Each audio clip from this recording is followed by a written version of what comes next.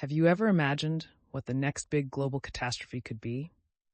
Many might think of war, but according to Bill Gates, the greatest threat to humanity isn't bombs or missiles, it's microbes.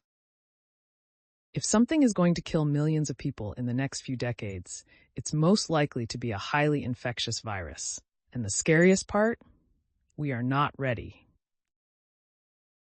In 2014, we had a major wake-up call, the Ebola outbreak. It was deadly, spreading rapidly, and yet, in some ways, we were lucky.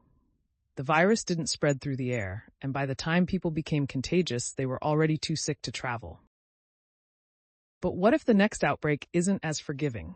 What if a virus spreads before symptoms appear? What if it reaches major urban centers before we even detect it? The truth is, we don't have the systems in place to stop it. Unlike war, where nations invest in defense, we have no similar infrastructure for pandemics.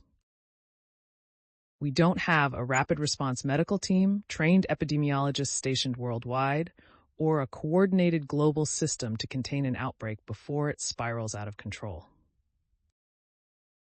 The Spanish flu of 1918 infected a third of the world's population, killing over 50 million people.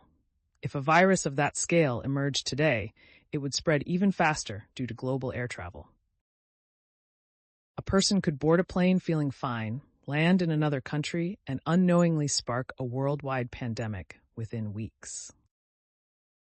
But here's the good news. We already have the technology to fight back. Advances in medical research, genetic sequencing, artificial intelligence, and real-time data tracking could help us detect and contain outbreaks faster than ever before. But technology alone isn't enough. We need a plan. So what should we do? First, we need to strengthen global health systems. That means training local medical teams and equipping every country with rapid detection tools. Second, we need a medical reserve corps, just like the military, but for health crises. Trained professionals who can be deployed instantly when an outbreak starts.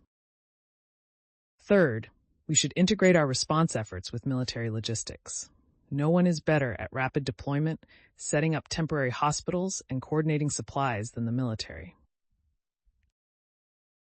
Fourth, we must run simulations. Just like we conduct war games, we need to conduct germ games, testing our response systems to identify weaknesses before a real outbreak happens. And finally, we must invest in research and development. Faster vaccine production, better diagnostic tools, and stronger public health initiatives will save millions of lives in the long run. The cost of preparedness is tiny compared to the damage a global pandemic could cause. A major outbreak could kill millions and cripple economies, costing trillions of dollars.